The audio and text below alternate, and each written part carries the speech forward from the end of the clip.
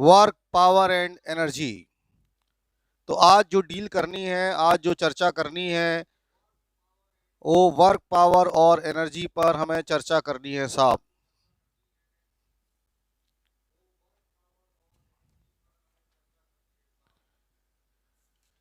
बात करेंगे, वर्क की बात करेंगे, पावर की बात करेंगे, एनर्जी की बात करेंगे, लेकिन पहले दिन केवल वर्क की बात करेंगे, ऐसा मेरा मानना है।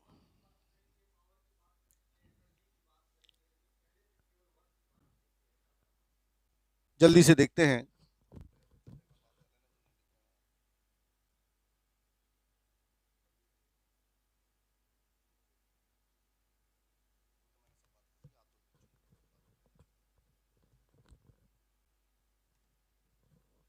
चलिए साहब, तो चैप्टर का नाम है वर्क, पावर और एनर्जी। तो let us start with this chapter, work, power and energy. तो अभी हम जो बात कर रहे हैं वो बात करेंगे वर्क, पावर और एनर्जी की। तो क्या है ये वर्क, क्या है ये पावर और क्या है ये एनर्जी, ये हमें देखना है। तो हमारी आज की हेडिंग है वर्क, पावर एंड एनर्जी। तो बातचीत करते हैं साहब, बातचीत को समझते हैं और बातचीत को कोशिश करते हैं समझने की। और चैप्टर का नाम है वर्क, पावर एंड एनर्जी। तो ये चैप्टर है साहब, जिसका नाम आप देख पा रहे हैं बोर्ड पर, वर्क, पावर और एनर्जी, ये चैप्टर है। तो यहां पर हमें शुरुआत, आज तो पहला दिन है,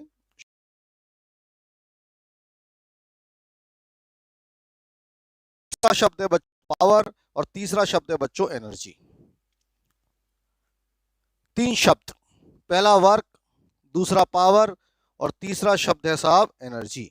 तो अगर बात करें, अगर मैं बात करूं इंट्रोडक्शन की, अगर मैं बात करूं तो बोर्ड पर देखें वर्क क्या होता है, ये हमें समझना है। वर्क क्या होता है, थोड़ी देर में हम सवालों पर आएंगे, लेकिन पहले एक्चुअल लाइफ में वर्क क्या होता है ये समझना चाहते हैं। ये व्यक्ति को आप देखें क्या कर रहा है, what this man is doing. आप देखो ये व्यक्ति क्या कर रहा है साहब। ये एक बड़ा सा आइस बॉक्स लिए हुए हाथ में और लगातार चलता जा रहा है, लगातार चलता जा रहा है, लगातार चलता जा रहा है। आप देखो जरा, दिख रहा है आपको what this man is doing, ये क्या कर रहा है।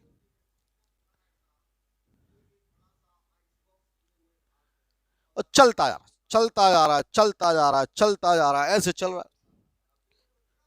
दिख रहा है आपको, ये सब समझ रहे हैं। अब अपन और बातचीत करते हैं, अभी और समझने की कोशिश करते हैं, आगे की बात करते हैं, आगे क्या हो रहा है इसके आगे थोड़ा सा समझते हैं। आप जरा यहां देखो, a man is sitting on a computer, on a computer मतलब कंप्यूटर के बगल में, कंप्यूटर के ऊपर working for 12 hours a day. A man carrying a heavy load on his hand and standing under the sun for hours together। मेरी बात को समझो, एक व्यक्ति है, मान लो आप ही हो, आजकल तो ऑनलाइन जमाना है, लॉकडाउन अभी पूरी तरह से खुला नहीं है।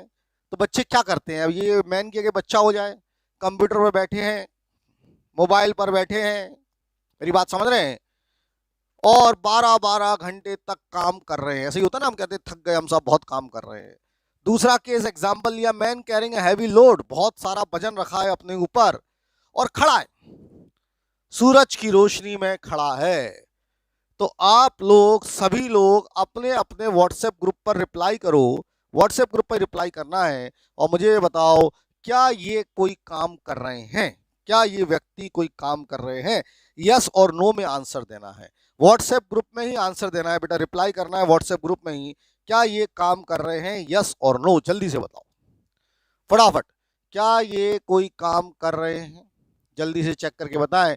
यस और नो में आंसर देना है, हर बच्चे को आंसर देना है। Whether they are doing any work, ये कंप्यूटर के पास बैठे से आप दिन भर पढ़ रहे हो, तो क्या you are doing any work, जल्दी से रिप्लाई करना है। नए वाले बच्चों को भी व्हाट्सएप ग्रुप में ही रिप्लाई करना है, मानस, आदर्श, मंजू, कुलदीप, और कुछ बच्चे और नहीं दिख रहे हैं मुझे, वो सबको रिप्लाई करना है। वो बच्चे कहाँ हैं, कुलदीप वगैरह, ये सबको रिप्लाई करना है कि whether they are doing any work, क्या ये कोई काम कर रहे हैं, बताओ जल्दी। दिन भर मेहनत कर रहे हैं। No reply in the new group, new group वाले बच्चे रिप्लाई करो बेटा, आपको आंसर ग्रुप में ही भेजने हैं, व्हाट्सएप ग्रुप में ही भेजने हैं। मेरी बात सुनो बच्चों, जो नए बच्चे ज्वाइन किए हैं उनको आंसर यस और नो में देना है। जैसे मंजू का आंसर आया है, एक बच्ची है उसका आंसर भेजा उसने, और एक बच्चा है मनस रहा है, उस वो कह रहा है, उसका भी आंसर आया है, वो कह रहा है नहीं कर रहे नहीं कर रहे हैं। अच्छा, संभव कह रहा है नहीं कर रहे हैं, संभव कह रहा है नहीं कर रहा है। अच्छा, बाकी बच्चे तो मुझे दिख ही नहीं रहे, अभी आए नहीं है कुछ बच्चे तो यार। संजना राजपूत हाई कर रही है, सार्थक कह रहा है नहीं कर रहे हैं, जानवी कह रही कर रहे हैं, संभव अग्रवाल कह रहे हैं कर रहे हैं, बहुत काम कर रहे हैं, बहुत मेहनत कर रहे हैं बेचारे। मम्मी नहीं कहती आज बच्चे ने बहुत मेहनत किया। अभिज्ञान कहता है कोई काम नहीं हो रहा, अभिज्ञान कह रहा है कोई काम नहीं हो रहा है। योजित भटनागर, आशीष ढाकड़, सिमरन अग्रवाल, अनन्या शर्मा, संदीप शर्मा, काफी सारे बच्चे कह रहे हैं कोई काम नहीं हो रहा है। तो इसका मतलब ये कि आप लोग कुछ कर ही नहीं रहे हो भाई। ये जो पहली वाली स्थिति है ये तो आपकी स्थिति है ना यार। ये जो पहली वाली स्थिति है ये किसकी स्थिति है? ये तो आपकी स्थिति है। ये तो आप भी करते हो ना ऐसा यार। कैन यू से दे आर डूइंग वर्क? बात समझो। ये मैन सिटिंग, ये तो आप ही कर रहे हो। घर पर आप बैठे हो तो फिर आप मम्मी से क्यों कहते हो कि मैं थक गया, आज मैंने बहुत मेहनत कर ली, आज सर ने बहुत पढ़ा दिया, आज मेरा टेस्ट था, आज तो मैं लैपटॉप पर बैठा बैठा थक गया, और आज तो मैं मोबाइल पकड़ पकड़ के थक गया। बच्चों, वर्क फिजिक्स के हिसाब से बिल्कुल अलग है। तो अगर हम बात करें कि फिजिक्स के हिसाब से ये कोई काम कर रहे हैं तो कैन यू से दे आर डूइंग वर्क, तो नॉर्मली जो नॉर्मल भाषा में है वो तो कहेगा सर आज अपने बच्चे ने बहुत मेहनत कर ली साहब, बट अकॉर्डिंग टू फिजिक्स समझना, but you can you say that doing work in terms of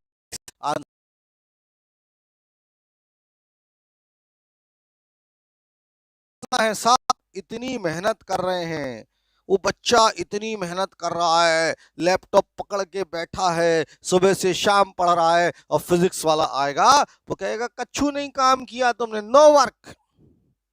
तो फिजिक्स के हिसाब से काम करना अलग है और फिजिकल वर्क अलग है। जो हम काम करते हैं फिजिकल वर्क वो अलग है। बात समझ रहे हैं? तो यहां पर फिजिक्स के हिसाब से कोई भी काम नहीं किया गया है, ये दिमाग में बैठा लें। No work has been done. और देखो ऐसा लिखते भी हम लिख रहे हैं nothing, no work has been done, कोई भी काम नहीं हुआ है। अब सवाल है ऐसा क्यों? क्योंकि वो डिस्प्लेसमेंट नहीं है।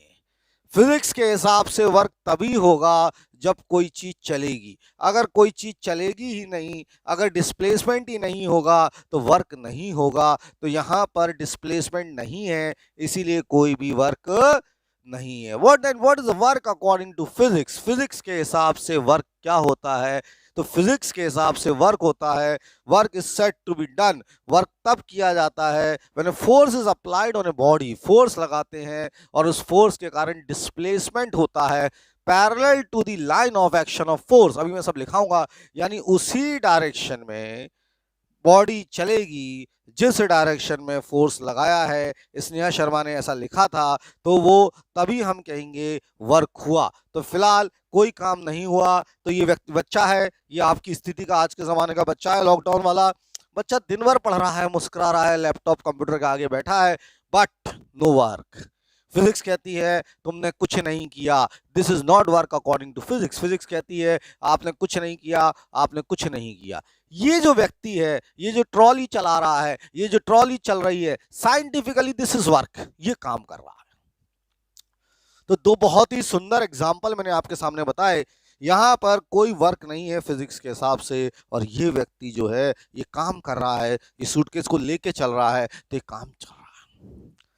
कहने का मतलब ये हुआ यार, अभी लिखाऊंगा सब, वर्क तभी होगा जब डिस्प्लेसमेंट है। वर्क नहीं होगा अगर डिस्प्लेसमेंट नहीं है। जैसे इस केस में कोई काम नहीं, बैठा है, ये चल रहा है, फोर्स लगा रहा है, बॉडी चल रही है, तो इस केस में वर्क हो रहा है। तो मुझे लग रहा है इतनी बातें आप समझ गए होंगे। मुझे लग रहा है इतनी बातें अपने दिमाग में क्लियर हो गई होगी। तो लिखो डेफिनेशन ऑफ वर्क, फटाफट लिखें वर्क, लिखना शुरू करें। Work is set to be done, लिखें फटाफट डेफिनेशन ऑफ वर्क, फटाफट डेफिनेशन ऑफ वर्क लिखें। Work is set to be done, लिखो work is set to be done.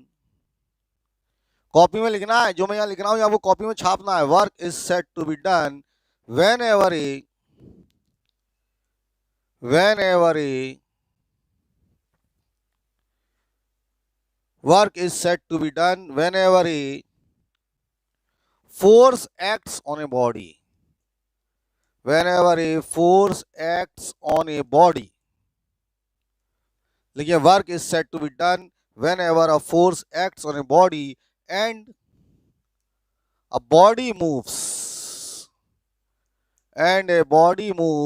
in the direction of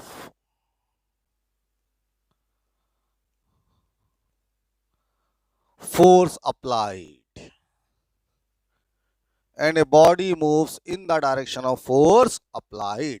तो what is definition of work? आगे work is said to be done. work तभी होगा whenever a force acts on a body and a body moves in the direction of force applied. Body move करेगी उसी direction में जिस direction में force लगाया है. तो ये बात आपने लिख ली होगी साहब. इसमें कोई भी दिक्कत नहीं होनी चाहिए. तो work is said to be done whenever a force acts on a body and a body moves in the direction of क्या? Force applied. यहां तक बात क्लियर हो गई होगी. यहां तक बात समझ में आ गई होगी. तो दो कंडीशंस हैं. तो टू कंडीशंस फॉर वर्क लिखो. Two conditions for work are. जो दो कंडीशंस हैं काम की वो कौन कौन सी हैं?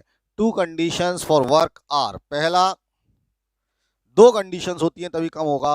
पहला, force must be applied. Force जरूरी है. Force must be applied. पहला काम है फोर्स लगना ही चाहिए. Force must be applied. बिना फोर्स के कुछ नहीं होगा. पहली कंडीशन है फोर्स मस्ट बी अप्लाइड. और खाली फोर्स से भी कुछ नहीं होना. displacement must be there. Displacement must be there in direction of force. अभी मैं एक ऐसा एग्जांपल बताऊंगा, इसीलिए मैं लिखा रहा हूं displacement must be there in direction of force. तो ये दो बातें हैं जो आपके दिमाग में होनी चाहिए. तो दो कंडीशंस जो वर्क की होती हैं. पहली condition force must be applied. दूसरी condition displacement must be there. Displacement होना चाहिए in the direction of force applied. Displacement होना चाहिए और उसी डायरेक्शन में होना चाहिए जिस डायरेक्शन में फोर्स होते हैं. एग्जाम्पल देख लेते हैं. कुछ अच्छे एग्जाम्पल देख लेते हैं अपन वर्क के. तो we are seeing the some good examples of work. तो लिखो एग्जाम्पल्स. कुछ एग्जाम्पल्स देख लेते हैं कहां पर काम होता है. पहला example, when a horse pulls a cart. When a horse pulls a cart. जब हॉर्स गाड़ी खींचता है तो वर्क होता है. दूसरा एग्जाम्पल लिख देते हैं, इंजन पुल्स ए ट्रेन. इंजन पुल्स ए ट्रेन.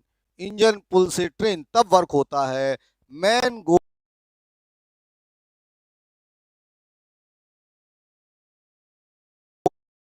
हिल. तब भी वर्क होता है जब मैन हिल पर जाता है. तो मुझे बताओ, यहां तक की सारी बातें क्लियर है. वर्क की डेफिनेशन क्लियर है कि वर्क कब कब होगा. तो मैंने बताया वर्क कब कब होगा साहब. वर्क इन सारी स्थितियों में वर्क होता है. जब हम घोड़ा गाड़ी खींचता है, जब इंजन ट्रेन को खींचती है तब वर्क होता है. और तीसरा, मैन गोस अप द हिल तब वर्क होता है. तो क्या इतनी डेफिनेशन वर्क की आप लोगों को समझ में आ गई? क्या इतनी डेफिनेशन वर्क की आप लोगों के दिमाग में घुस गई? जल्दी से मुझे यस या नो का जवाब देंगे अपने अपने व्हाट्सएप ग्रुप में फटाफट. आशुतोष दुबे कह रहा है कि सर वो मेरी आवाज आती है और चली जाती है. क्यों बच्चों, जरा ये बताओ जल्दी से.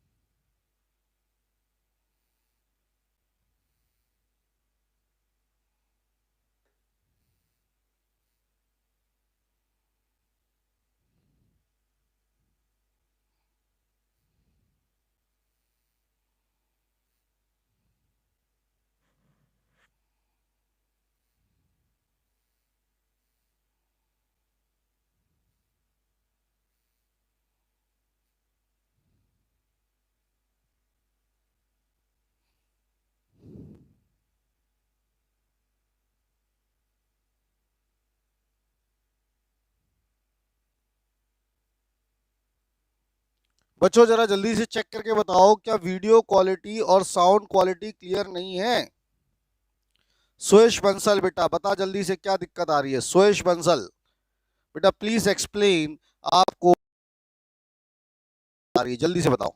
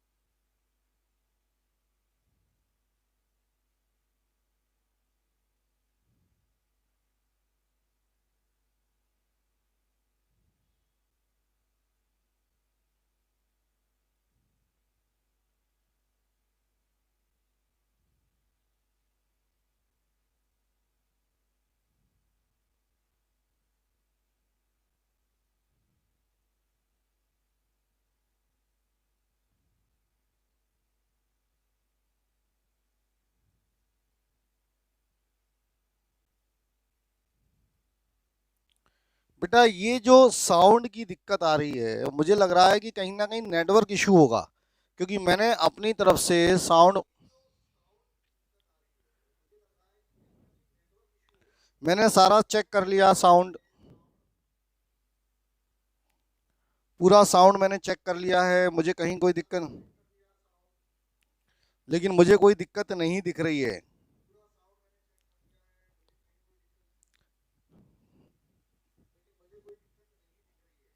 एक बार देखो, नहीं तो फिर कुछ करते हैं, अभी समझ में आ नहीं रहा है। एक बार देखो, जरा देखो, नहीं तो सब गड़बड़ और हो जाएगी यार।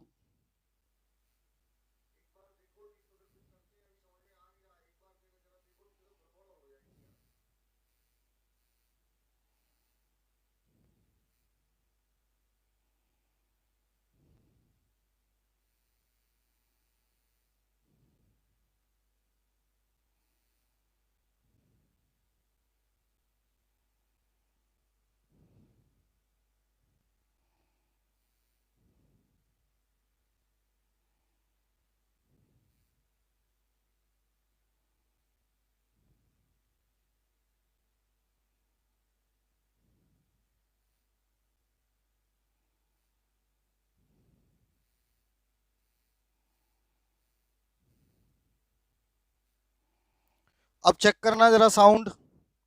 अब मैंने अभी थोड़ा सा सेटिंग चेंज की है साउंड की, एक बार अब अपन जरा चेक कर लें। मैंने थोड़ी सी सेटिंग चेंज करी,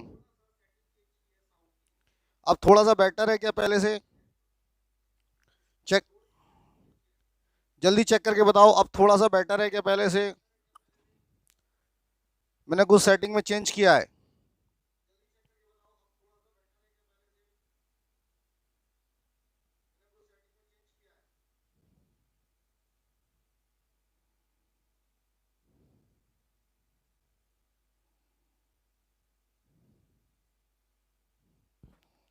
नहीं तो साउंड तो सुनाई दे रहा होगा ना बेटा, आप तक आवाज तो पहुंच रही होगी ना?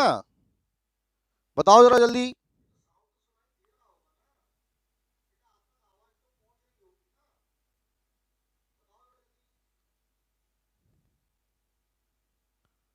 रिप्लाई करो जल्दी। ओके, अब सही है, अब सही है। तो हमने बात कर ली यहां पर वर्क की, तो जब हम वर्क, अब तो वर्क की हमने जल्दी से चर्चा कर ली। तो वर्क के लिए दो चीजें चाहिए।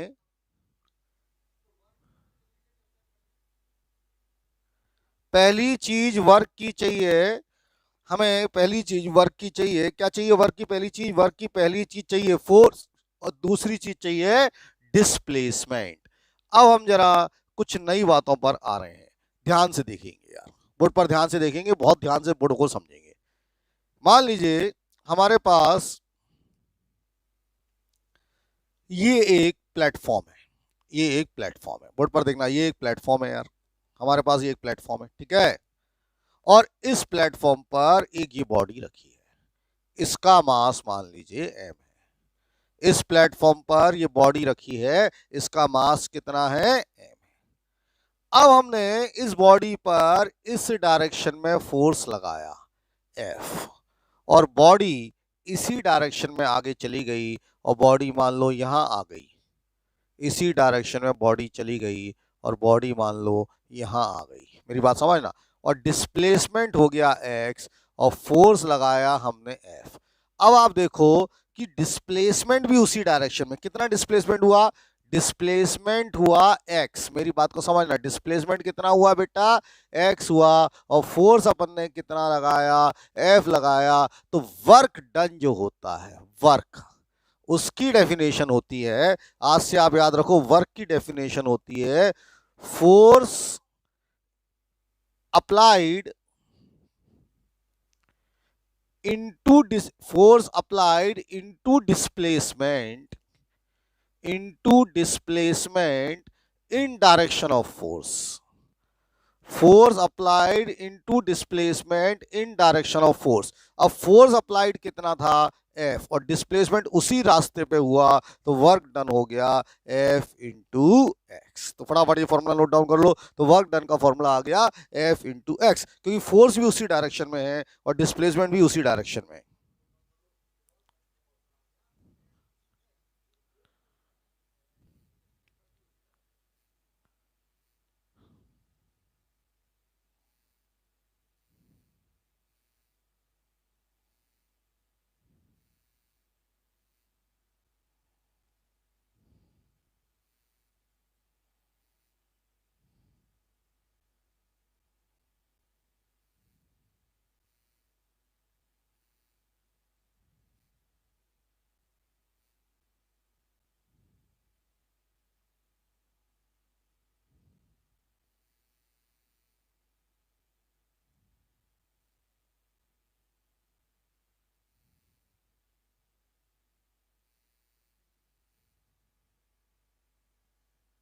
जल्दी चेक करें, समझ आ रहा है इतना, फटाफट बताओ।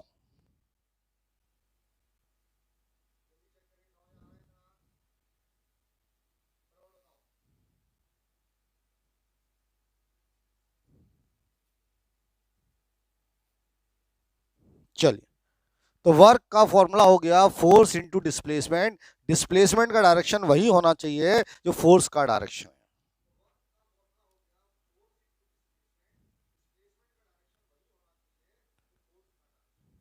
क्लियर है? चलिए, अब जो दूसरी बात पर आ रहे हैं उसको समझो यार।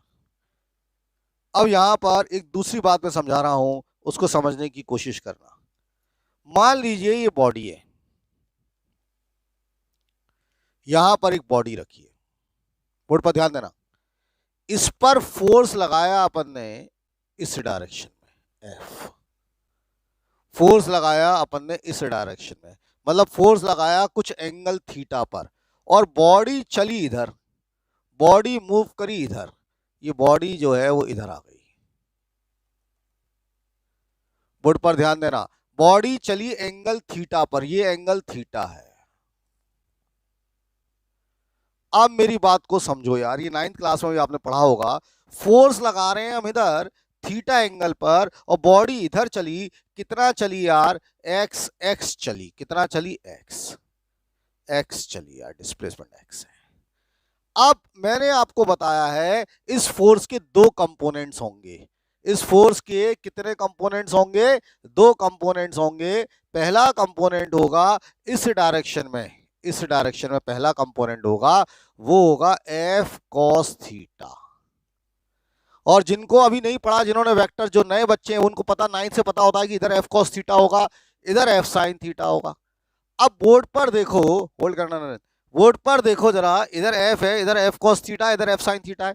बोर्ड पर समझो कि जो डिस्प्लेसमेंट है, ये जो डिस्प्लेसमेंट है x, ये जो डिस्प्लेसमेंट आपको दिख रहा है, इस डायरेक्शन में कौन सा फोर्स है, ये तो नहीं है, इस डायरेक्शन में फोर्स कौन सा है, एफ कॉस थीटा, तो वर्क का फॉर्मूला आता है फोर्स एफ कॉस थीटा लेंगे क्योंकि उसी डायरेक्शन में डिस्प्लेसमेंट एक्स, तो वर्क होता है, ध्यान रखो हमेशा, एफ एक्स कॉस थीटा। ये तब होता है जब कुछ एंगल पर लगाया।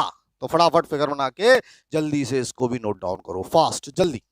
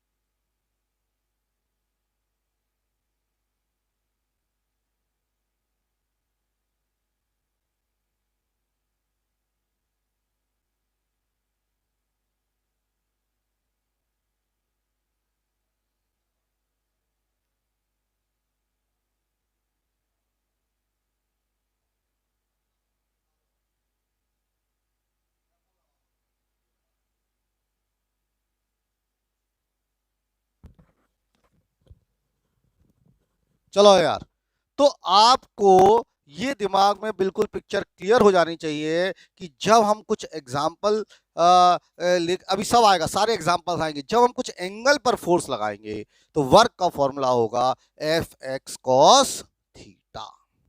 तो यहां तक ये बातें क्लियर हो जानी चाहिए। अब देखो क्या होता है, ध्यान से सुनना। अब होता क्या है, जैसे ये बॉडी रखी है यहाँ, ये एक प्लेटफॉर्म है, देखो होता क्या है, ये एक प्लेटफॉर्म है, ध्यान से सुनना यार, ये एक प्लेटफॉर्म दिया है मैंने आपको,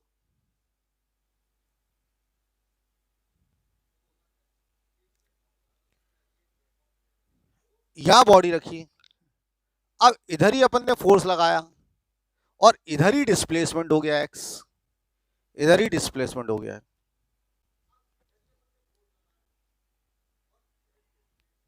तो इस केस में थीटा हुआ 0 डिग्री, बात समझो, इस केस में थीटा कितना हुआ, 0 डिग्री हुआ। तो वर्क का formula F S cos theta होता है, या एफ एक्स, तो एफ है, एस कितना है एक्स, और कॉस जीरो कितना होता है 1, तो वर्क डन कितना हो गया एफ इंटू एक्स। तो वर्क डन आ गया एफ इंटू एक्स। ये बात बताओ जल्दी से, समझ में आएगा? तो इससे पहले हम जो पढ़े थे ना कि वर्क का फॉर्मूला फोर्स इंटू डिस्प्लेसमेंट होता है, तो यहां से आपको ये बात क्लियर हो गई होगी कि फोर्स भी उसी डायरेक्शन में है, डिस्प्लेसमेंट भी उसी डायरेक्शन में है, तो वर्क एज एफ एक्स आ गया। क्यों? क्योंकि थीटा जो है वो 0 डिग्री हो गया। तो डिपेंडिंग ऑन दिस थीटा, ये जो थीटा है इस पर सारा खेल डिपेंड करेगा। तो लिखो depending on theta there are 3 types of work. लिखिए जल्दी, नेक्स्ट पॉइंट लिखें, depending on theta, depending on angle theta, there are 3 types of work, 3 types of work, 3 तरह के वर्क होते हैं। पहला होता है साहब पॉजिटिव वर्क, पॉजिटिव वर्क। दूसरा होता है नेगेटिव वर्क, अभी समझाता हूं सब, नेगेटिव वर्क। तीसरा होता है नहीं, एंगल थीटा, ये जो है इस पर डिपेंड करेगा। एक होगा पॉजिटिव वर्क, एक होगा नेगेटिव वर्क, और एक होगा जीरो वर्क। अब एक एक बातों को पहले समझ लें, एक एक बातों को ध्यान से सुन लें, बात समझने की कोशिश करें, तो बोर्ड पर समझने की कोशिश करिएगा क्या होता है। जैसे मान लीजिए पहला केस, बोर्ड पर ध्यान देना, फिर सारे बनाना है। यहां पर सिस्टम में एक बॉडी रखी है, बॉडी, ये बॉडी रखी है। अब इधर ही फोर्स लगाया और इधर ही डिस्प्लेसमेंट हो गया, यानी इस केस में थीटा कितना हो गया, 0 हो गया। बात समझो, इधर ही फोर्स लगाया, इधर ही डिस्प्लेसमेंट हो गया, तो इस केस में एंगल कितना हो गया, 0। तो वर्क डन कितना होगा यार, वर्क डन अपन जानते हैं, वर्क डन, तो वर्क डन कितना होगा यहाँ पर, वर्क डन क्या होता है, एफ एस कॉस 0, तो एफ एक्स हो गया। वर्क डन कितना हो गया, एफ इंटू एक्स हो गया, क्योंकि कॉस 0 की वैल्यू कितनी हो गई, 1। ऐसा हो गया, वर्क हो गया एफ इंटू एक्स। अब दूसरा केस समझो, यहां बॉडी रखी, ध्यान से सुनना, यहां बॉडी रखी, ये बॉडी रखी, इस पर अपन जो फोर्स लगाए वो लगाए इस डायरेक्शन में, फोर्स लगाए इस डायरेक्शन में, और डिस्प्लेसमेंट हो गया इधर, डिस्प्लेसमेंट हो गया इधर, इतना। तो ये एंगल हो गया 180 डिग्री। मेरी बात को समझो, ये एंगल कितना हो गया, 180 डिग्री। बात को समझो, फोर्स लगाए इधर, डिस्प्लेसमेंट हुआ इधर, तो ये एंगल कितना हो गया, 180 डिग्री। तो यहां पर वर्क हो जाएगा एफ एक्स कॉस 180। कॉस 180 की वैल्यू बेटा जब आप पढ़ोगे तो पता चलेगा -1 होती है। कॉस 180 की वैल्यू कितनी होती है, -1 होती है। तो वर्क आ जाएगा -fx, यानी दोनों अपोजिट, फोर्स इधर, डिस्प्लेसमेंट इधर, दोनों अपोजिट, तो वर्क डन जो है वो माइनस आ जाएगा। इसको ध्यान से समझना, इसको बहुत ध्यान से समझना। फोर्स लगाया इधर ऐसे नीचे बॉडी के ऊपर, ये बॉडी है, ये बॉडी है, और बॉडी जो है वो चली इधर, चली इधर, डिस्प्लेसमेंट। अब ये एंगल कितने डिग्री का हो गया, 90 डिग्री। ध्यान से सुनना, ये एंगल कितने डिग्री का हो गया, 90 डिग्री। पहले सुन लो, तो वर्क हो गया एफ एक्स कॉस 90, और कॉस 90 0 होता है, तो वर्क हो गया F into x, sorry, cos 90 0 होता है, 0 इंटू एनीथिंग कितना हो गया, 0 हो गया, तो वर्क हो गया 0। यहां समझना, यहां फोर्स भी है, डिस्प्लेसमेंट भी है, लेकिन एंगल 90 डिग्री है, यानी वर्क डन जो है वो 0 हो जाएगा। तो तीन तरह के वर्क हो गए, पॉजिटिव वर्क हो गया, नेगेटिव वर्क हो गया, जीरो वर्क हो गया। पॉजिटिव वर्क तब होगा जब फोर्स और डिस्टेंस अपोजिट डायरेक्शन में, और जीरो वर्क तब होगा जब फोर्स और डिस्टेंस परपेंडिकुलर है।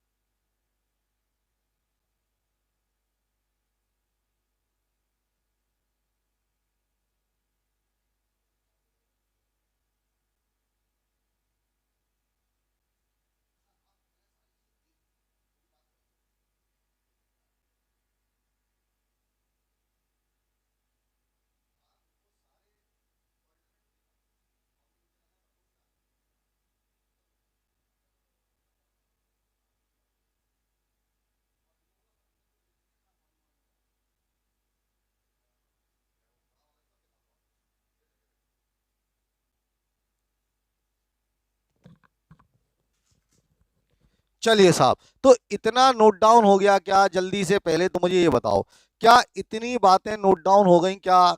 जल्दी बताओ, क्या इतना नोट डाउन कर लिया? अगर कर लिया तो व्हाट्सएप ग्रुप में जल्दी से यस लिखो फटाफट। सभी बच्चे व्हाट्सएप ग्रुप में यस लिखो। इतना नोट डाउन कर लिया क्या? सबसे इंपॉर्टेंट टॉपिक चल रहा है इस समय, वर्क। नए वाले बच्चे समझ पा रहे हैं? ये नए वाले जो हमारे बच्चे आए बेचारे आज, वो समझ पा रहे हैं? विक्की, मंजू, मानस राय, रुद्र, समझ पा रहे हो बेटा? कुलदीप, कोई दिक्कत तो नहीं आ रही है? फटाफट चेक करके बताओ, यस यस यस, जल्दी जल्दी बताओ बेटा। नेक्स्ट, जल्दी जल्दी। तीन तरह के वर्क हो गए, पॉजिटिव वर्क, नेगेटिव वर्क और जीरो वर्क। पॉजिटिव वर्क में फोर्स और डिस्प्लेसमेंट सेम डायरेक्शन में होगा, नेगेटिव वर्क में फोर्स और डिस्प्लेसमेंट अपोजिट डायरेक्शन में होगा, और फोर्स और डिस्प्लेसमेंट 90 डिग्री पर होगा, तब कोई वर्क नहीं होगा। तब वर्क कितना होगा? जीरो होगा। बेटा रिप्लाई कर, जल्दी जल्दी रिप्लाई करो। समझ गए?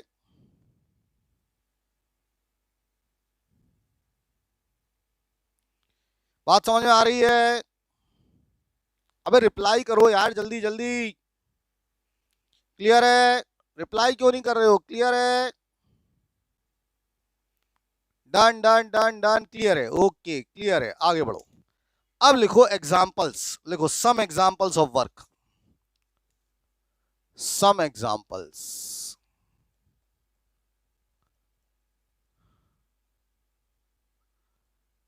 एग्जांपल्स लिखेंगे, कुछ एग्जांपल्स की बात कर रहे हैं, कुछ एग्जांपल्स हम सीख रहे हैं। सम एग्जांपल्स लिखो, सम एग्जांपल्स, फास्ट।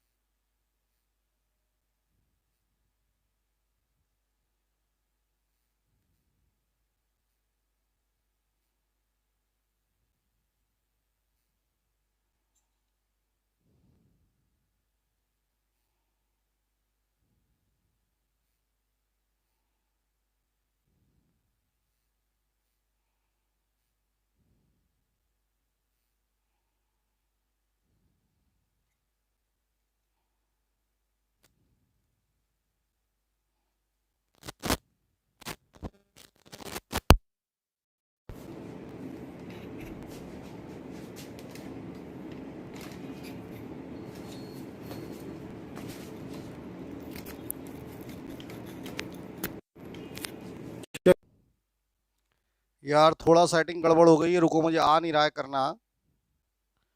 वो मेरा कैमरा मैन चला गया और थोड़ी सी सेटिंग गड़बड़ हो गई, कैमरा ना उल्टा हो गया।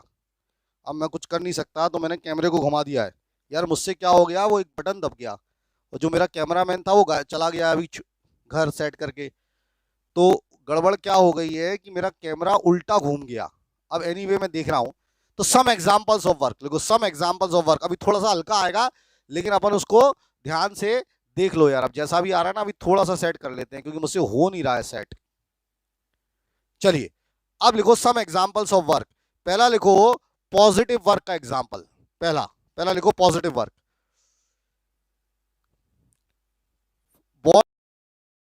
अब लगाओ दिमाग।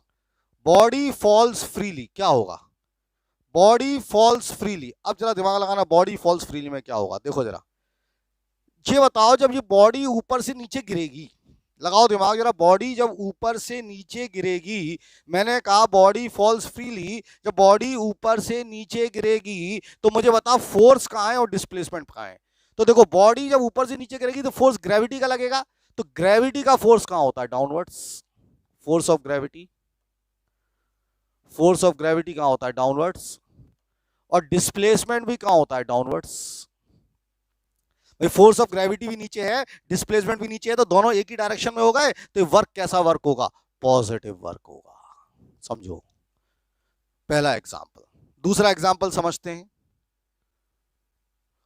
हॉर्स पुल से काट, हॉर्स पुल्स ए काट। मैं सब मिक्स कर रहा हूं, ये मैं क्या कर रहा हूं, आपको सारा दिमाग लगाना है। मिक्स कर रहा हूं, मिक्स। मिक्स मतलब ये होता है कि मैं कर क्या रहा हूं, सुन लो।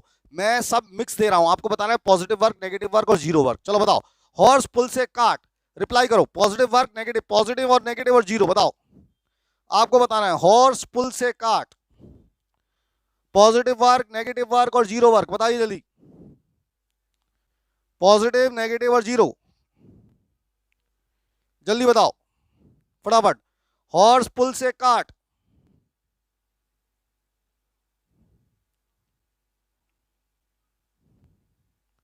हॉर्स पुल से काट। हाँ, अभी प्राची कह रही है पॉजिटिव, अनन्या शर्मा कह रही है पॉजिटिव। ओके, हॉर्स पुल से काट, हॉर्स पुल से काट, पॉजिटिव। यस, रुद्र कह रहा है पॉजिटिव, वेरी गुड, पॉजिटिव होगा। देखो भैया, हॉर्स भी फोर्स इधर लगाएगा, ये हॉर्स है, हॉर्स भी फोर्स इधर लगाएगा, ये फोर्स इधर लगाएगा, और गार्ड भी इधर ही जाएगी। तो फिर कैसा वर्क हो गया? Positive work. आंसर है पॉजिटिव वर्क। और पुल से काट, positive work.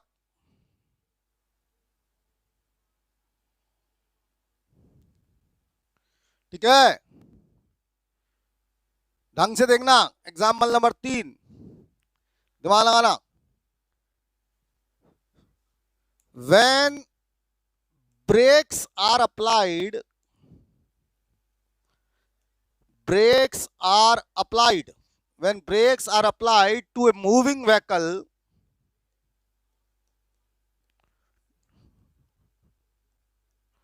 when brakes are applied to a moving vehicle, then work done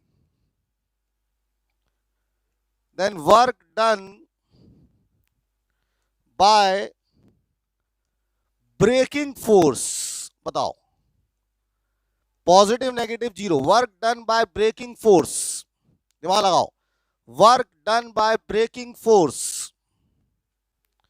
when brakes are applied, जब हम ब्रेक्स लगाते हैं, जब हम ब्रेक लगा रहे हैं, तो वर्क डन जो होगा by braking force, braking force के कारण कितना वर्क होगा, बताओ।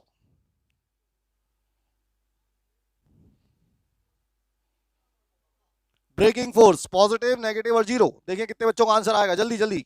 पॉजिटिव, नेगेटिव और जीरो, बताइए।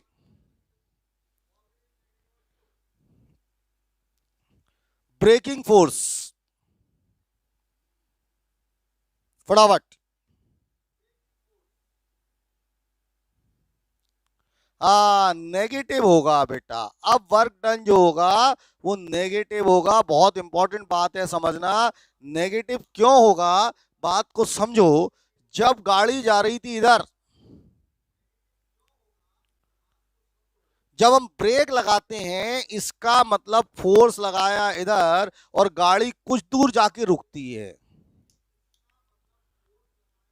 और गाड़ी कुछ दूर जाके रुकती है, कुछ दूर, वहीं थोड़ी रुकती, कुछ दूर जाके रुकती है, तो वर्क होगा नेगेटिव।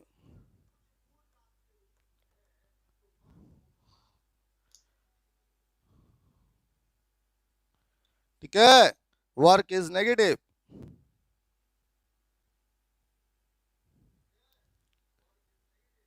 क्लियर है?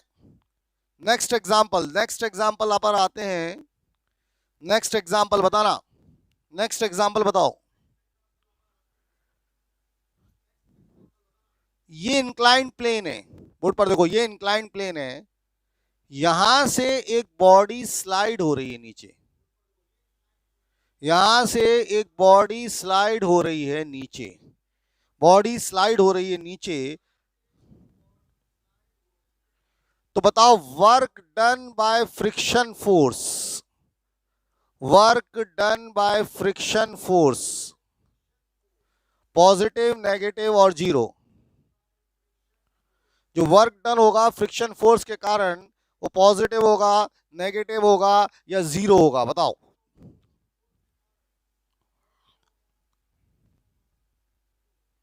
बताइए जल्दी, work done by friction force, बोलो फटाफट। आने लगे आंसर, नेगेटिव होगा, सही बात है। फ्रिक्शन फोर्स कहां लगता है, फ्रिक्शन बेटा पॉजिटिव भी नेगेटिव होगा। देखो बॉडी आ रही है नीचे, तो देखो डिस्प्लेसमेंट हुआ, डिस्प्लेसमेंट तो हुआ इधर,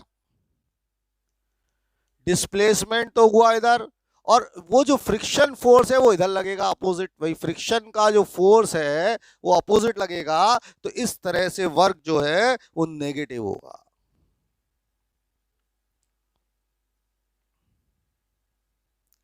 क्लियर है?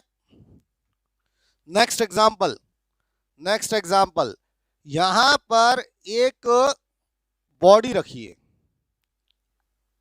यहां पर एक बॉडी रखी है, इस बॉडी को हाइट एच पर ले गए, इस बॉडी को हाइट एच पर ले गए, then work done due to gravity, due to gravity, बताओ पॉजिटिव, नेगेटिव और जीरो।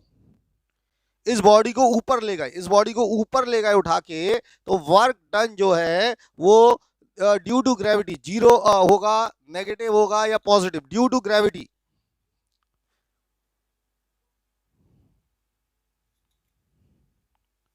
ड्यू टू ग्रेविटी चाहिए,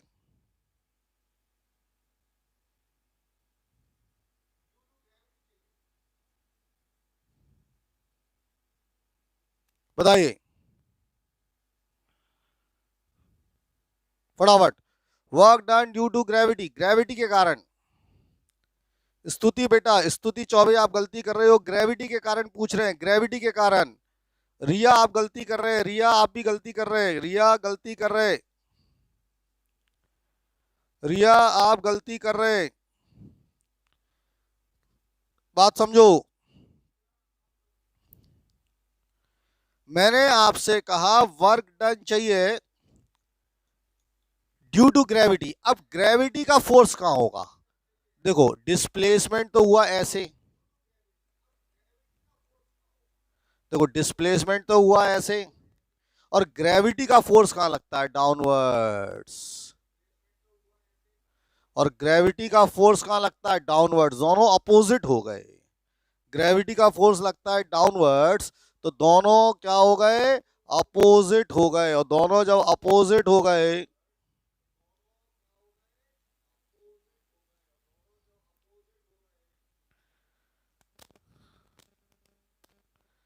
तो वर्क डन जो है वो नेगेटिव होने वाला है। जब दोनों अपोजिट हो गए तो वर्क डन कैसा होगा, नेगेटिव होगा, क्योंकि दोनों अपोजिट हो गए।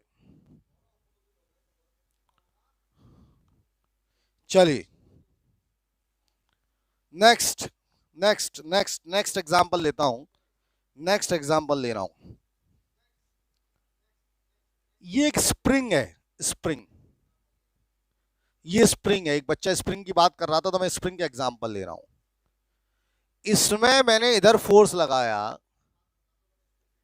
और जब फोर्स इधर लगाया तो स्प्रिंग इधर बढ़ गई, तो स्प्रिंग ऐसे आगे निकल गई एक्स, एक्स। अब यहां पर दो क्वेश्चन होते हैं, work done due to external force,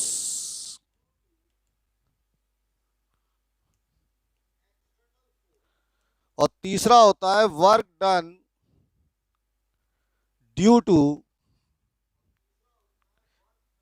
due to restoring force. ये दो लगाओ दिमाग। अब रेस्टोरिंग फोर्स क्या होता है ये समझना है। Work done due to external force और work done due to rest external force. पहले तो इसको सोचो जरा क्या होगा।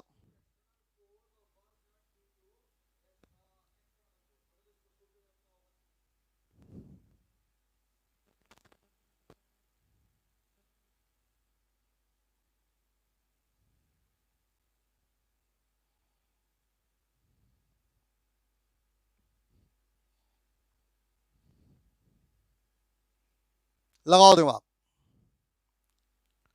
Work done due to external force.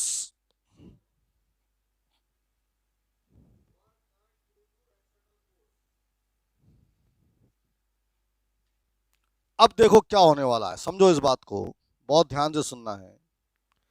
जब हम एक्सटर्नल फोर्स लगाएंगे तो देखो एक्सटर्नल फोर्स इधर है और डिस्प्लेसमेंट भी इधर है, तो वर्क डन होने वाला है पॉजिटिव, तो वर्क डन होगा पॉजिटिव। अब रेस्टोरिंग फोर्स होता क्या है ये समझना पड़ेगा पहले। जब हमें ये समझ में आएगा रेस्टोरिंग फोर्स क्या होता है तब तो अपन क्वेश्चन कर पाएंगे।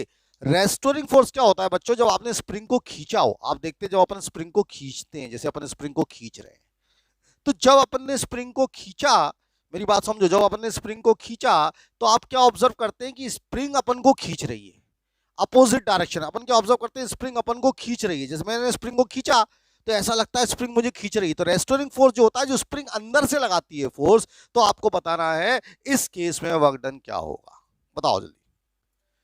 तो इस केस में वर्क डन देखो, रेस्टोरिंग फोर्स लगेगा इधर, इधर रेस्टोरिंग फोर्स लगेगा इधर और डिस्प्लेसमेंट होगा इधर, तो दोनों अपोजिट हो गए। रेस्टोरिंग फोर्स इधर और डिस्प्लेसमेंट उधर, तो दोनों अपोजिट हो गए, तो ये नेगेटिव आएगा, ये नेगेटिव आएगा।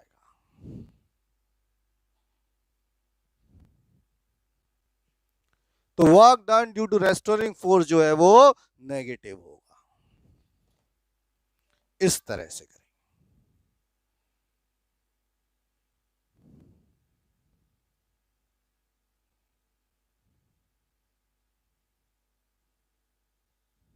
क्लियर है, बात समझ में आ रही है। अब बहुत ध्यान से देखना नेक्स्ट एग्जांपल, बहुत ध्यान से समझना।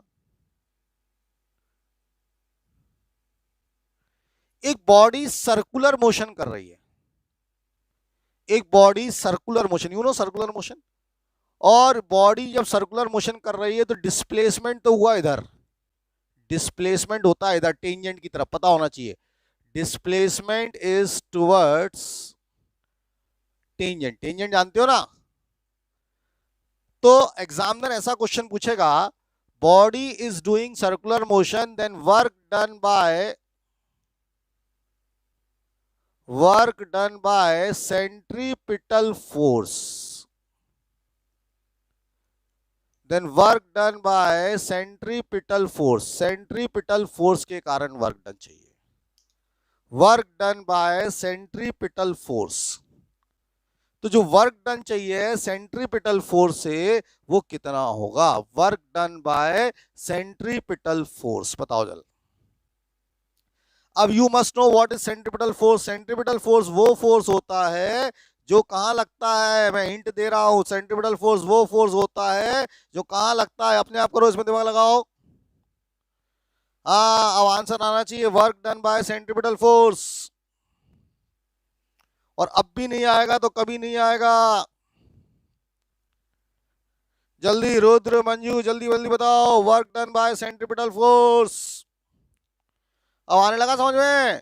कशिश बेटा आप क्लास देख रही हैं तो बताओ आंसर जल्दी, work done by centripetal force zero होगा, क्योंकि सेंट्रीपिटल फोर्स कहां लगता है, सेंटर की तरफ लगता है, यू मस्ट नो। तो ये एंगल सेंटर रेडियस 90 डिग्री का हो गया, तो वर्क डन होता है F S cos 90, cos 90 zero होता है, तो वर्क डन होगा जीरो।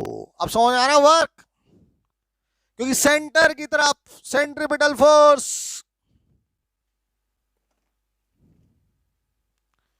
बोलो जल्दी, क्लियर है, समझ गए।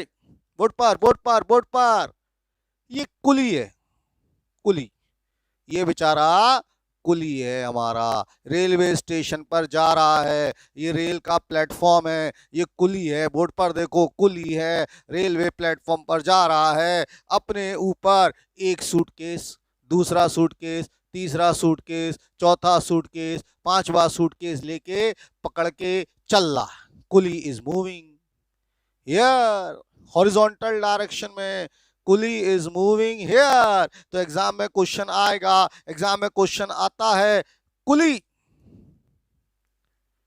Carrying a load on his head and moving horizontally on the platform, then work done is, लगाओ दिमाग, work done is, कुली बेचारा बहुत मेहनत करता है, carrying a load on his head, अपने ऊपर वजन रख के जा रहा है, रेलवे स्टेशन पर चल रहा है। तो आपको बताना है कितना वर्क करेगा, पॉजिटिव होगा, नेगेटिव होगा, जीरो होगा। How much work has to be done. वो बेचारा कुली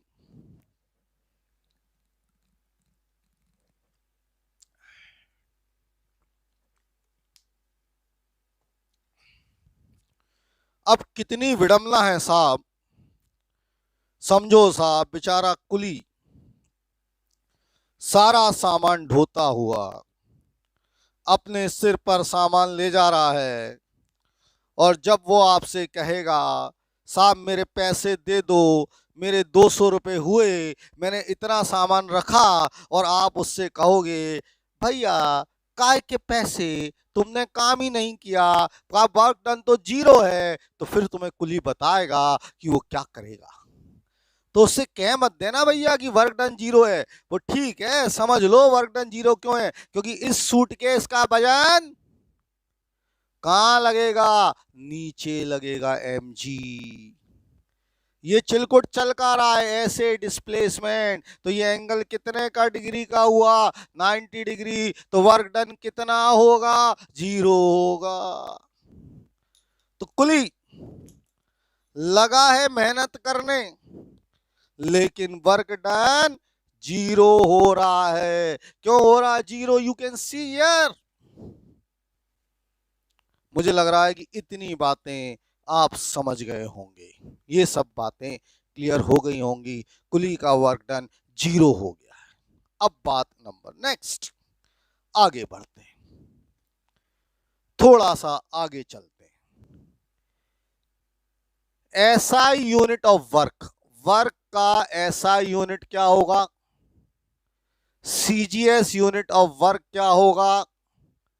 तो आपको पता होना चाहिए, जानकारी होनी चाहिए, ऐसा यूनिट ऑफ वर्क होता है जूल्स, और सीजीएस यूनिट ऑफ वर्क होता है आर्क्स, और एक जूल में होते हैं 10 की पावर 7 आर्क्स। ये बचपन से पता होना चाहिए, क्लास 9 से ये नॉलेज होनी चाहिए।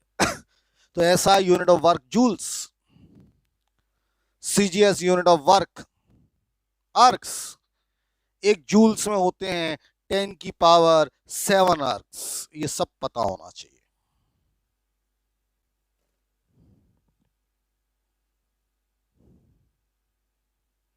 क्लियर है,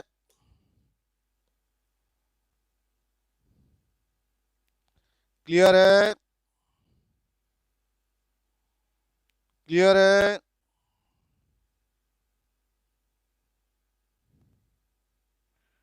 क्लियर है, जल्दी बताओ, क्लियर है, फटाफट बताओ क्लियर है। अबे लिखो क्लियर है क्या, फटाफट, अगर क्लियर है तो लिखो क्लियर है, फटाफट क्लियर है, क्लियर है,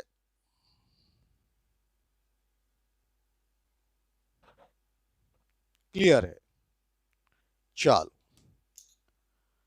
अब work is a scalar quantity. दूसरी इंपॉर्टेंट बात, वर्क जो है स्केलर क्वांटिटी होती है, no direction, no direction. Work scalar quantity होती है, नो डायरेक्शन। ऐसा नहीं होता, कुली नहीं पूछता कि नॉर्थ जाओगे, साउथ जाओगे, ईस्ट जाओगे, वेस्ट। कुली पूछता है क्या, वो कहता है चलो साहब चलो। तो work has got no direction, कोई भी डायरेक्शन नहीं होता है।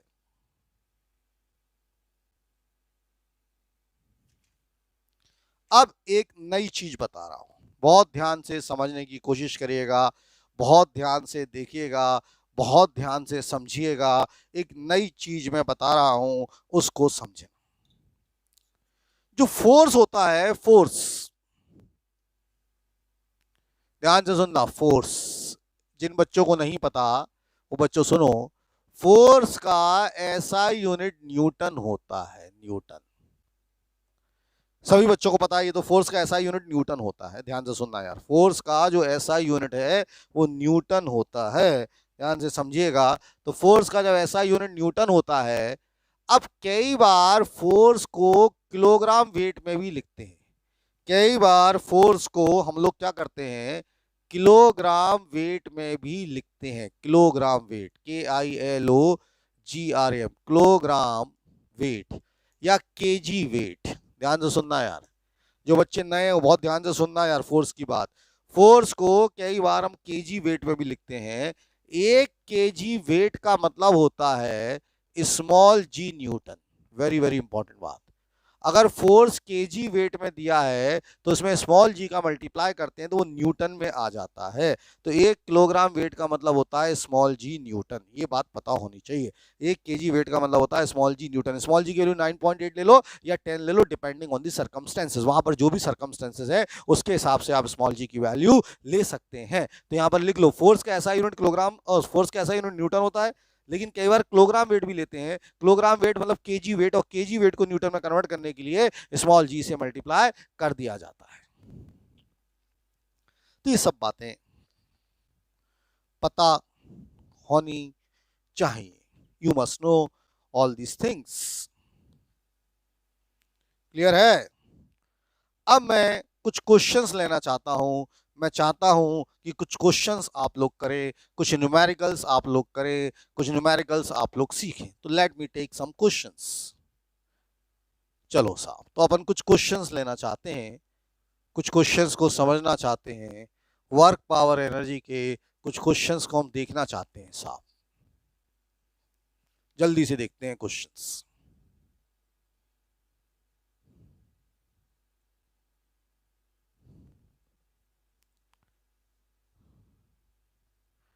पहला सवाल जो आ रहा है आपके सामने, ये क्वेश्चन है साहब, question number 1। Note down the question very very carefully. क्या है सवाल साहब, यहीं पर इस सवाल को अपन करेंगे और यहीं पर इस सवाल को अपन देखते हैं। हमारे पास ये क्वेश्चन है, इस क्वेश्चन को नोट डाउन करो पहले। स्मॉल, इस क्वेश्चन को जरा नोट डाउन करो। ये जो आपकी स्क्रीन पर दिखेगा, a gardener pushes a lawn roller through a distance of 20 metre if he applies a force of 20 kg weight in a direction inclined at an angle of 60 degree। पहले question लिख लो, फिर मुझे बताओ कि क्या करना है।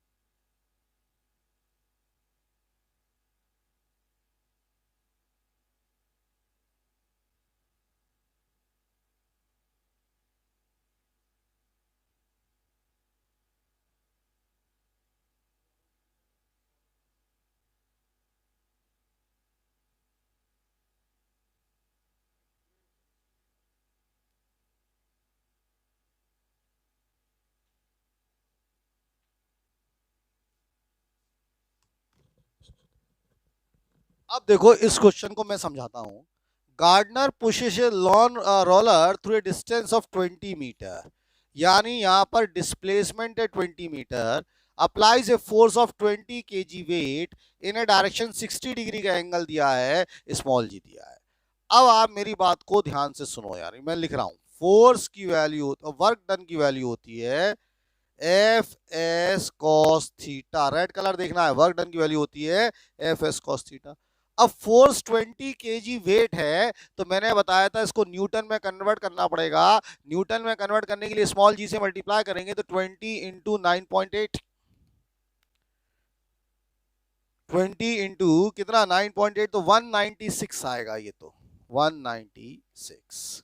20 को जब 9.8 से मल्टीप्लाई करेंगे तो कितना आएगा, 20 98 196 आएगा, तो 196।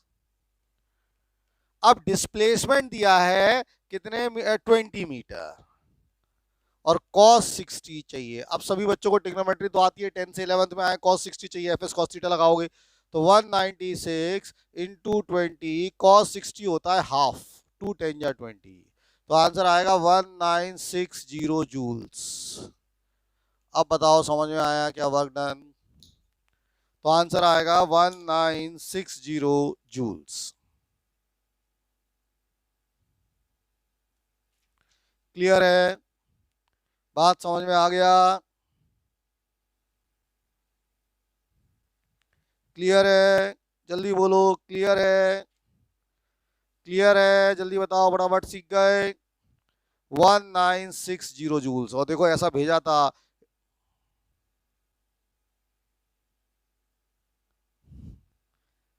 ठीक है? क्लियर हो गई बात? ओके बेटा, आगे बढ़ते हैं साहब, नेक्स्ट क्वेश्चन पर आते हैं।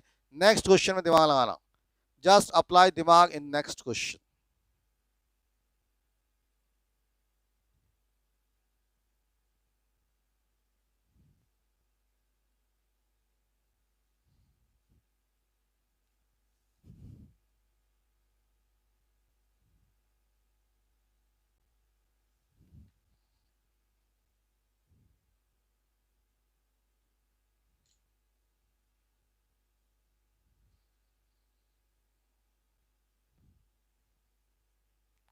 Note it down this question. इस क्वेश्चन को नोट डाउन करो फटाफट, जल्दी से इस क्वेश्चन को नोट डाउन करो।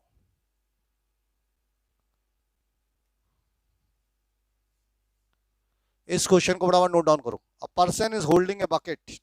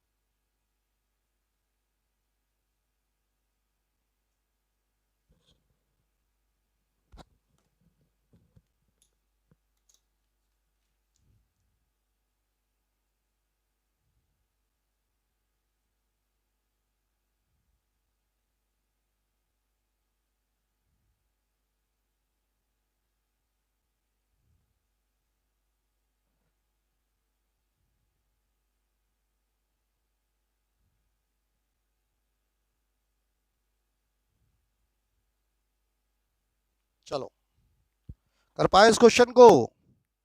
स्नेहा शर्मा कह रही है -100 जूल्स। ओके बेटा, और बाकी लोग 100 जूल्स, +100 -100 से कोई मतलब नहीं, मैग्नीट्यूड चाहिए। ओके, कुछ बच्चे कह रहे हैं 0। ओके, कुछ बच्चे, मैक्सिमम बच्चे कह रहे हैं 0। ओके, अब मैं इसको समझाता हूं क्वेश्चन को कि क्या क्वेश्चन है। इसको मैं दूसरी जगह ले रहा हूं। देखिए, इस क्वेश्चन को मैं दूसरे प्लेटफॉर्म पर समझा रहा हूं, मैं यहां पर समझाने की कोशिश कर रहा हूं। क्वेश्चन में लिखा था, अगर हम क्वेश्चन पढ़ते हैं तो एक पर्सन है, वो बकेट होल्ड किया है। तो ये हमारा पर्सन है और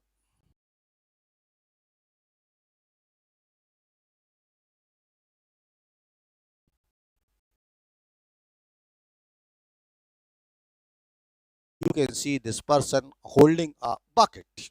ठीक है, तो एक पर्सन है, बकेट को पकड़ा हुआ है इस तरह से।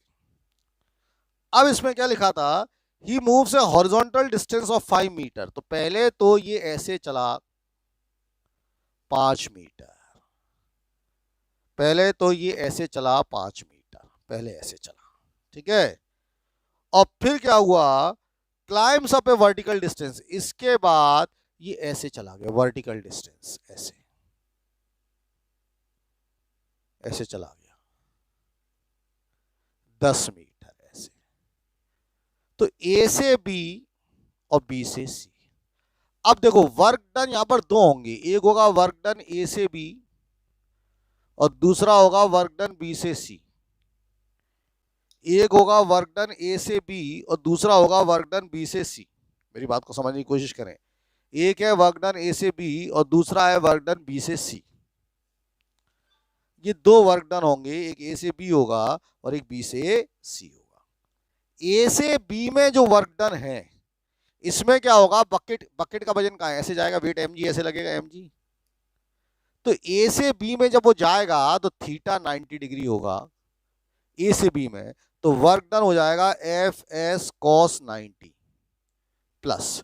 और जब बी से सी में जाएगा तो वेट तो ऐसे लगेगा एम जी और डिस्प्लेसमेंट ऊपर होगा, तो वर्क डन होगा एफ एस कॉस 180। तो ये तो वर्क डन जीरो हो गया क्योंकि कॉस 90 जीरो होता है।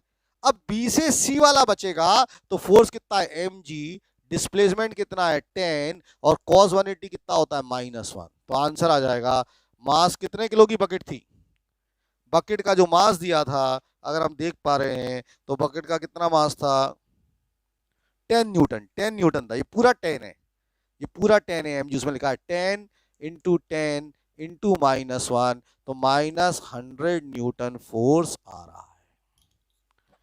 अब मुझे बताओ, क्या इतनी बात आपके दिमाग में घुसी। यहां पर दो हैं, एक वो हॉरिजॉन्टल जब जा रहा है वो है, और दूसरा जब वो वर्टिकल जा रहा है तब वो है। तो जब वो हॉरिजॉन्टल जा रहा है तब तो अपना वर्क डन जीरो है, लेकिन जब वर्टिकल जा रहा है तो वर्क डन होगा।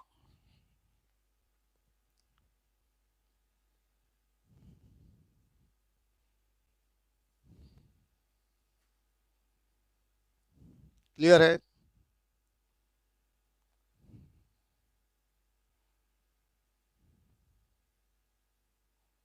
समझ में आ रहा है?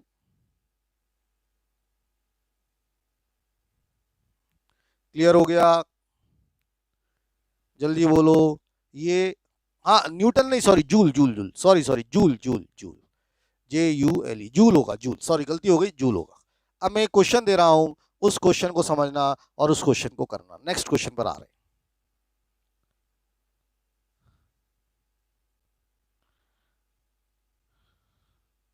एनसीईआरटी का क्वेश्चन है, ध्यान से करना है इस क्वेश्चन को, इस क्वेश्चन को ध्यान से लिखो। It's a question of NCERT.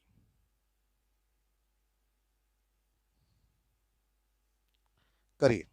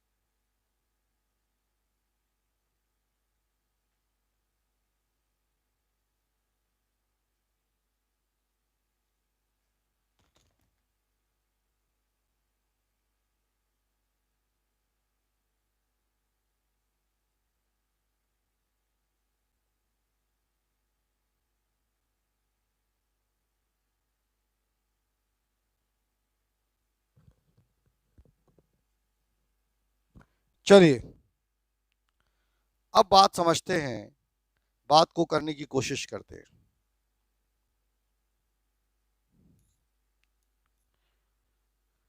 A cyclist comes to a skidding stop in 10 metre. Question समझ में आया?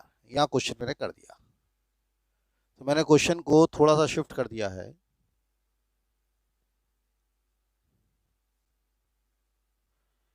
तो cyclist comes to skidding stop in 10 metre, यानी अगर हम देख पा रहे हैं तो डिस्प्लेसमेंट हमारा 10 मीटर हो रहा है।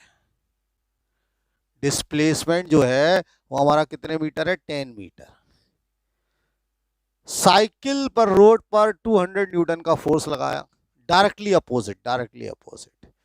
How much work done does the road do on the cycle? तो work done on cycle, F S cos theta, force 200 है, डिस्प्लेसमेंट 10 है और अपोजिट लिखा है, तो कॉस 180 माइनस 1 माइनस 2000 जूल्स हो जाएगा पहले का आंसर। माइनस 2000 जूल्स हो जाएगा फर्स्ट क्वेश्चन का आंसर।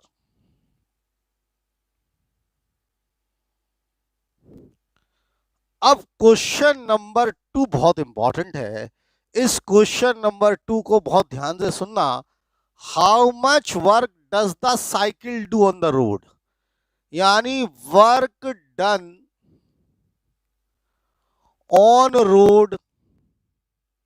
अब थोड़े से समझदार हो तो ये 0 होगा। पूछो क्यों? रोड चली क्या रोड चली? रोड का डिस्प्लेसमेंट जो है वो 0 है, और जब रोड का डिस्प्लेसमेंट 0 है तो वर्क डन भी 0 होगा, क्योंकि डिस्प्लेसमेंट कितना है? 0 है, तो वर्क डन कितना होगा? 0 होगा। तो इस केस में वर्क डन जो है बच्चों वो 0 रहने वाला है। यहां तक की बातें मेरे ख्याल से क्लियर हो गई होंगी, यहां तक की बातें आप सबको समझ आ गई होंगी। अब एक नई बात सिखा रहा हूं। उस नई बात जो अभी नए बच्चे जुड़े हैं, 5, 2 बच्चे आज जुड़े हैं और 4 या 5 बच्चे अभी 2-3 दिन पहले जुड़े थे, उनको ये बात समझ में नहीं आएगी क्योंकि उन्होंने वेक्टर नहीं पढ़ा है। तो उनको पहले वेक्टर पढ़ाएंगे तब समझाएंगे। अभी केवल दिमाग में रखना है इस बात को। बात बच्चे ये है कि वर्क होता है एफ एस कॉस थीटा, और जिन बच्चों ने वेक्टर पढ़ा है वो उनको मालूम है कि वेक्टर में डॉट प्रोडक्ट होता है, A dot B. If you know there is a dot product, work done में एक डॉट प्रोडक्ट होता है।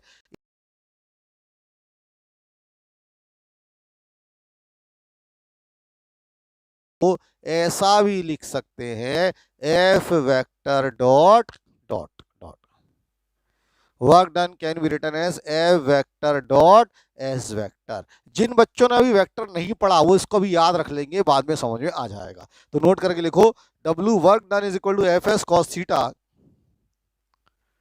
नोट करके लिखेंगे work done is equal to F S cos theta, and from the dot product work done is equal to fs cos theta, and from the dot product w is equal to f vector dot s vector.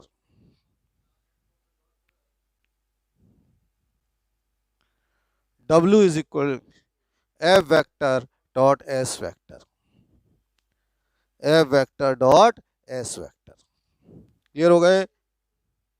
f vector dot s vector, क्योंकि a dot B A B cos theta होता है। अब 2 बातें और समझा रहा हूं।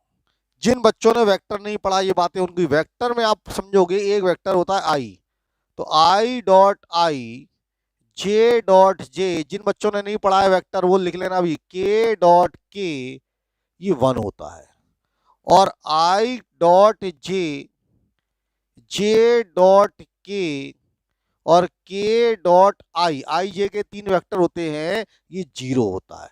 तो जिन बच्चों ने वेक्टर नहीं पढ़ा है वो बच्चे ये चीज नोट कर लें, I dot I, J dot J, के डॉट के, ये उन बच्चों को बात समझ में आएगी। अभी नहीं, थोड़ा सा टाइम लगेगा, लेकिन समझ में आएगी जब वेक्टर पढ़ लोगे। तो ध्यान से सुनना है फटाफट।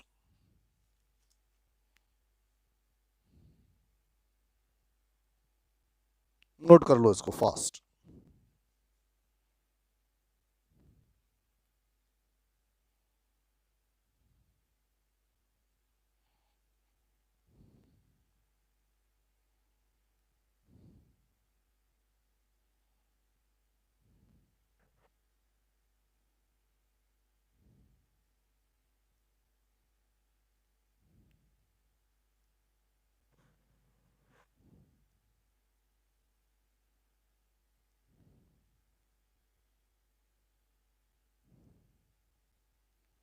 तो इसको फटाफट नोट कर लें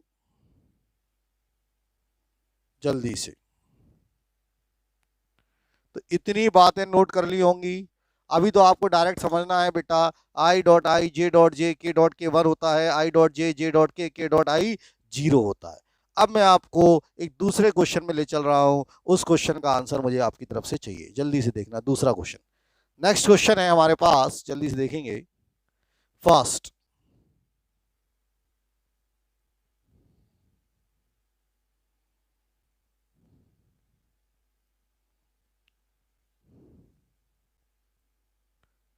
इस क्वेश्चन को नोट डाउन करें, just note down this question. लिखिए, a force of F is equal to I plus 5J plus 7K। Force है,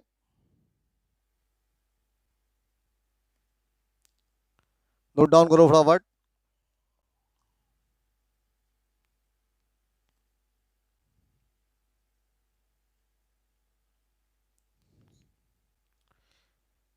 acts on a particle and displacement is S is equal to 6I plus 9K। Displacement इतना दिया हुआ है, ठीक है। Find work done, work done निकालना है। Find work done, आपको वर्क डन कैलकुलेट करना है। वर्क डन कैलकुलेट करना है इस केस में, निकालिए।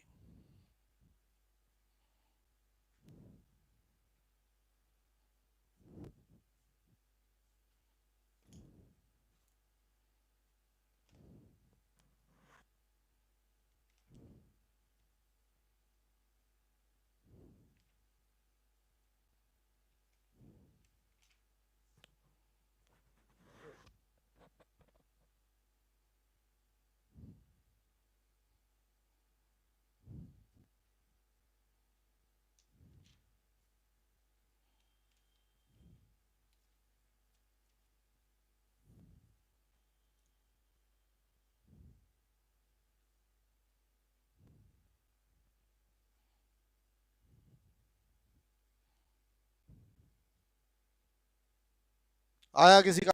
अंजलि गोयल का आंसर आया है 6। Correct answer is